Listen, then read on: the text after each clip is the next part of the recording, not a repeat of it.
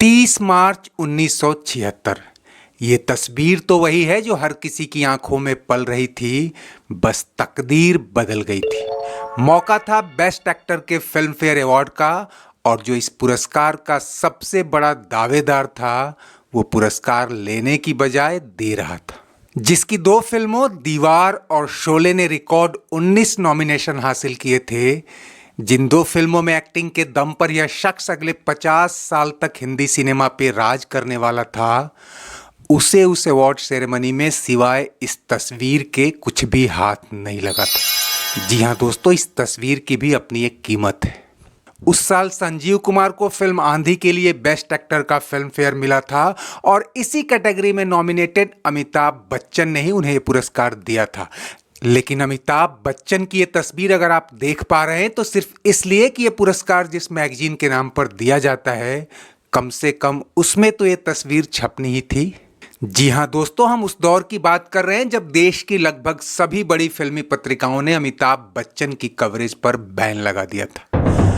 उनकी तस्वीरें छापना तो दूर, अगर किसी फिल्म की क्रेडिट लाइन में भी अमिताभ बच्चन नाम था तो वहां खाली स्पेस या डैश या कॉमा लगाकर छोड़ दिया जाता था। जो फोटोग्राफर छोटे मोटे एक्टर्स के पीछे भी कैमरा लेकर भागते दिखाई देते थे, वो अमिताभ के सामने आते ही कैमरा नीचे झुका लेते। खास समारोह में खास लोगों के बीच अमिताभ की फोटो क्लिक भी हो जाए तो उसे छापने से पहले क्रॉप या ब्लर कर दिया जाता था। धीरे धीरे ये बैन 2 तरफा हो गया। अमिताभ बच्चन ने भी मीडिया को इंटरव्यू तो क्या, एक बाइट देना भी बंद कर दिया, और ये 2 तरफा बैन कुछ हफ्ते या महीने नहीं, पूरे 15 साल तक चला। खुद अमिताभ की माने तो मैं उन दिनों अगर किसी पार्टी या ग्रुप में होता तो खुद को सबसे किनारे खड़ा करता, ताकि पत्रिकाएं मेरी तस्वीर आसानी से काट सकें और मेरे बीच में होने से किसी और की फोटो खराब न हो। आप सोच रहे होंगे कि ये कैसे हो सकता है, ये 15 साल ही तो अमिताभ के पीक ईयर्स थे। ऐसे में कोई मीडिया संगठन इतने दिनों तक अमिताभ को अवॉइड कैसे कर सकता था, और खुद अमिताभ कैसे सरवाइव कर पाते। तो दोस्तों, अखबार, किताबें और कुछ नहीं तो गूगल खंगाल लीजिए, किसी भी एक्टर और मीडिया के बीच चलने वाला ये सबसे लंबा कोल्ड वॉर था।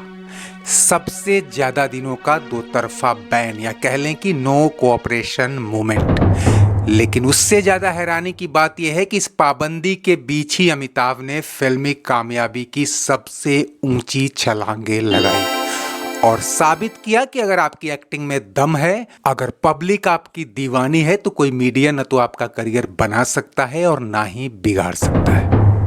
दोस्तों, मीडिया ने अमिताभ पर बैन क्यों लगाया और अमिताभ ने भी उसी तरह का रेसिप्रोकल एक्शन क्यों लिया, इसके पीछे की आम कहानी तो आप में से कईयों को पता होगी कि 1975 में इमरजेंसी के दौरान जहां एक और मीडिया को सेंसरशिप झेलनी पड़ी थी, वहीं अमिताभ बच्चन गांधी परिवार के करीबी होने के चलते सरकारी फैसलों के साथ खड़े थे। लेकिन असली वजह इतनी सीधी, सरल और साफ नहीं है। पर्दे के पीछे भी काफी कुछ चल रहा था। हुआ ये था कि अमिताभ ने बॉलीवुड में एंट्री मारी ही थी कि उनका मीडिया से टकराव शुरू हो गया। अभी वो स्टार नहीं बने थे और आनंद या बॉम्बे टू गोवा जैसी फिल्मों से पहचान बननी शुरू ही हुई थी कि महमूद की बहन बेबी आपा और अमिताभ को लेकर एक मनगढ़ंत कहानी किसी पत्रिका में छप गई।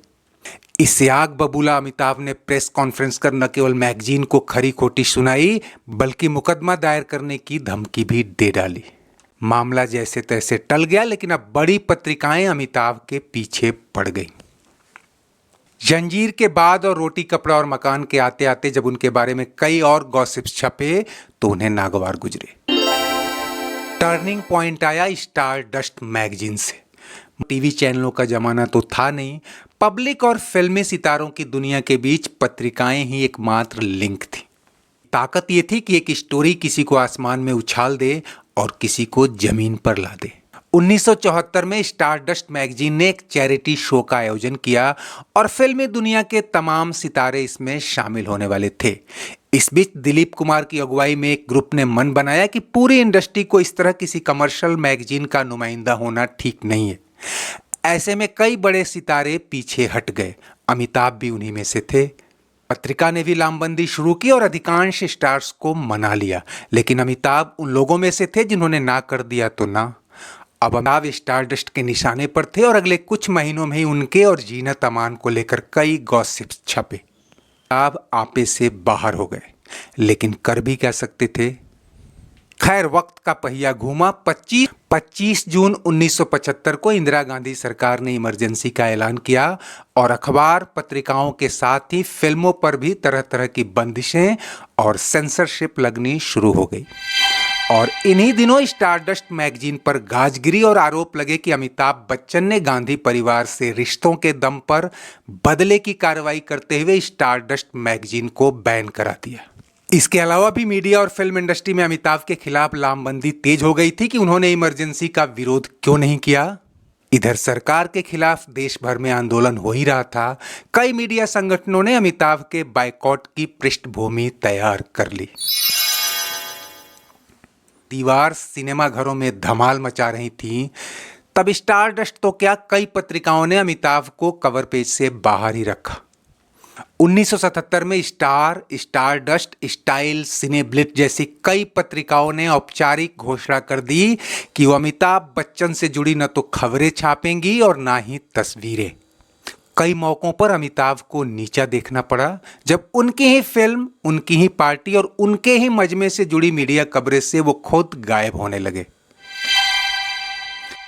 अब उन्होंने भी मीडिया से पूरी तरह कन्नी काट ली। No talk, no interview, nothing. उन्हीं दिनों अपनी बायोग्राफर पुष्पा भारती को दिए इंटरव्यू में अमिताभ ने कहा था कि किसी स्टार को दर्शक बनाते हैं, ना कि पत्रिकाएं। मुझे दुनिया में किसी और की परवाह नहीं। मेरे दर्शकों को अगर मेरा काम पसंद है तो किसी पत्रिका में मेरे बारे में क्या लिखा है उसे देखकर मेरे बारे में ओपिनियन चेंज नहीं करने वाले। और दोस्तों, हुआ यही। मीडिया ने अमिताभ को जितना गिराने की कोशिश की, उनके सितारे उतने ही बुलंद होते गए। अखबारों के फ्रंट पेज और पत्रिकाओं के कवर पेज ने जिस नायक का नाम तक नहीं लिखने, तस्वीर तक नहीं छापने की कसम खा रखी थी, उसी नायक के लिए सिनेमा घरों के बाहर एडवांस टिकट के लिए एक एक मील लंबी लाइनें लगने। साल 1977 के फिल्म फेयर में जिस एक्टर ने खुद को किनारे खड़ा कर लिया था कि दूसरों की तस्वीर खराब न हो, अगले 2 साल लगातार वो बेस्ट एक्टिंग का फिल्म फेयर लेने के लिए मंच पर गए। 1978 में जब अमिताभ ने 6 महीने के भीतर ही 3 ब्लॉकबस्टर फिल्में देकर सनसनी मचा दी और उनका नाम हॉलीवुड मैगजीन तक छपने लगा, तो कई बड़े मीडिया कारोबारी गुपचुप तरीके से उनसे संवाद साधने लगे। साल 1980 तक ये बैन सिर्फ कहने को बैन रह गया था। अमिताभ से जुड़ी हर बड़ी खबर किसी न किसी रास्ते पब्लिक तक पहुंच रही थी, लेकिन औपचारिक तौर पर दोनों तरफ से तल्खी कायम रही। इस बीच वो दुर्भाग्यपूर्ण दिन भी आया जब जुलाई 1982 में कुली के सेट पर घायल अमिताभ मरते मरते बचे और पूरे देश में उनके लिए दुआओं और समर्थन का सैलाब उठने लगा। इसमें मीडिया की तमाम बंदिशें भी बह गईं। उन्हीं दिनों स्टारडस्ट के मालिक नारी हीरा ने अमिताभ से बात कर उनका हाल जाना और पत्रिका में उन पर स्पेशल एडिशन भी निकाला, लेकिन बैन खत्म करने का औपचारिक ऐलान अभी भी नहीं हुआ। इसी बीच जब अमिताभ राजनीति में आए और बोफोर्स विवाद में फंसे, तो पुराना बैन आग में घी पाकर फिर हरा हो गया। हालांकि तब तक अमिताभ नाम इतना बड़ा हो गया था कि किसी के छापने या किसी के बायकॉट करने से उस पर कोई असर नहीं हो रहा था। फिर अमिताभ को भी लगा कि जब मीडिया के बायकॉट के बावजूद वो हर तरफ छाए रहते हैं, तो फिर अपनी तरफ से भी गतिरोध क्यों कायम रखा जाए। और फिर साल 1989 में अजूबा फिल्म के सेट पर एक प्रेस कॉन्फ्रेंस में उन्होंने अपनी तरफ से मीडिया पर कोई रोक नहीं होने का औपचारिक ऐलान किया और फिर उन्हें प्रतिबंधित करने वाले मीडिया गुटों ने भी बयान जारी कर करीब 15 साल से जारी ये कोल्ड वॉर खत्म किया।